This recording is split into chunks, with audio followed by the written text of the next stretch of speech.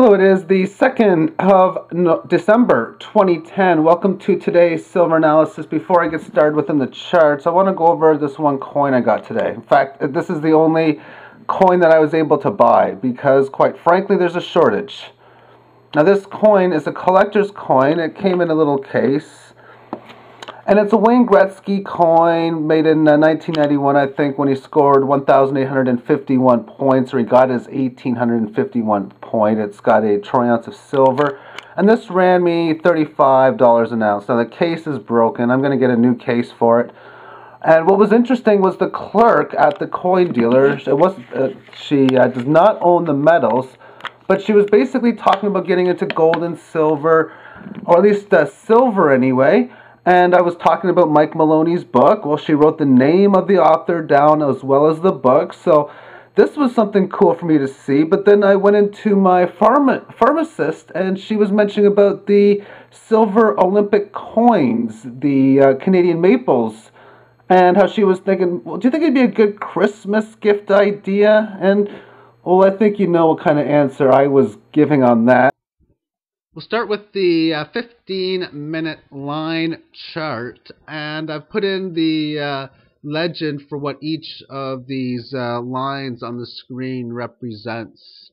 This way, if you've been looking at some of them and you're not too sure what it is, or you can't remember what it was, you can see on here that this is the 50, the VWAP, which is the volume weighted average price from a current point of view. So this VWAP is from the 29 1/3 highs from about a month ago.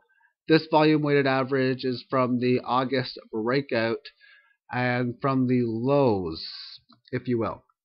Now, as far as the technical analysis is concerned within the silver market, it's been holding well above this trend line for the last couple of days.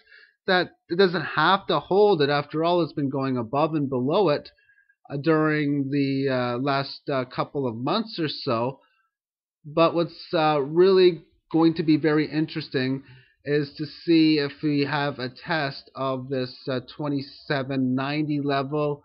That will be a significant support area, because a lot of times when you have big resistance fields and you break out above it, that means more times than not previous resistance will become support again. And some traders will be wanting to see it come down to this area where they may attempt to go long at the 2780 or so area. Maybe they want to see it go down to 2780 and start to rally above 28.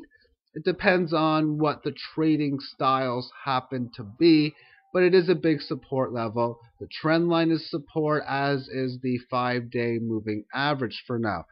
We obviously have this higher high from this higher high, higher low.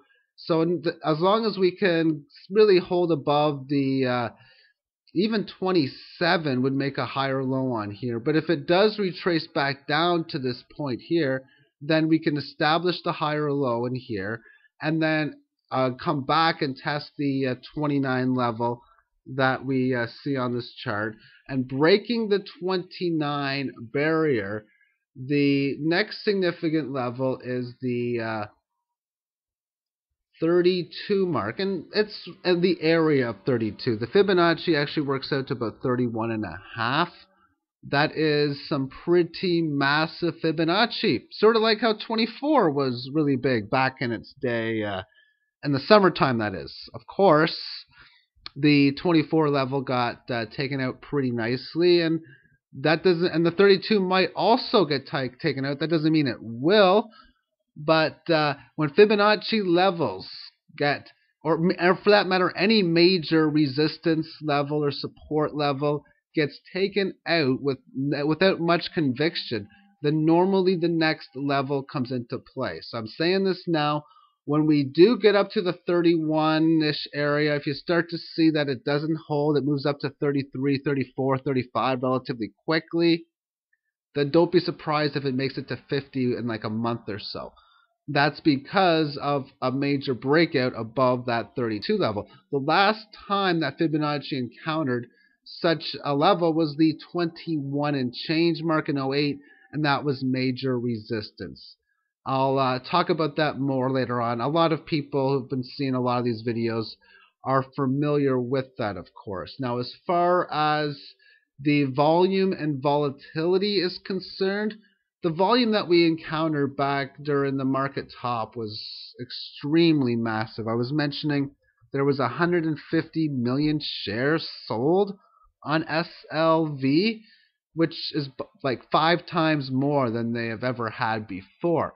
Now the volume, it's not there. And that's probably a good thing, but at some point, not only for any retracement to the downside, but any big skyrocketing moves that may see any type of 10-20% up day would also accompany that volume. I would not be surprised if we have an up day volume within the next 12 or 13 months. That would be very significant. As far as this chart is concerned, I was talking about this chart last time when it was going really big. And what this is the volatility on the 15-minute time frame. When you take its highest peak, you subtract its lowest peak, and you divide it by its lowest peak again, which will give you a percentage gain. And generally speaking, it's about like 0.5%, give or take a little bit.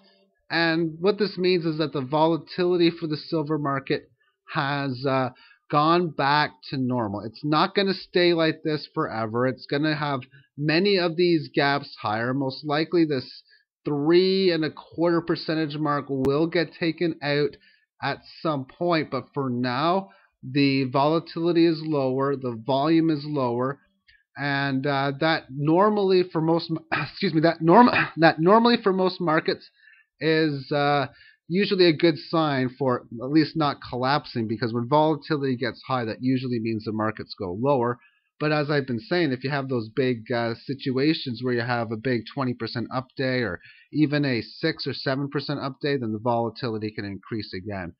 As far as the price memory is concerned, I was talking about how there wasn't much price memory in here.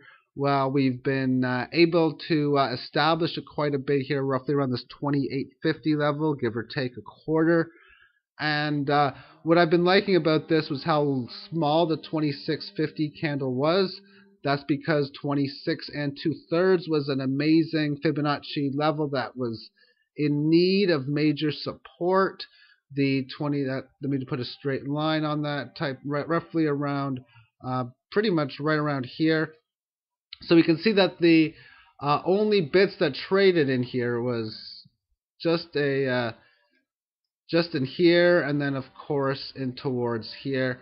I think if we can find a way to get up towards and above this 29 mark, then we can forget all about this 2770 level for a decent amount of time. And I'm saying this because if we end up moving up to the 31 area, then what's support going to be? The support will be 29. So thank you for watching, and have yourself a magnificent day. Bye-bye.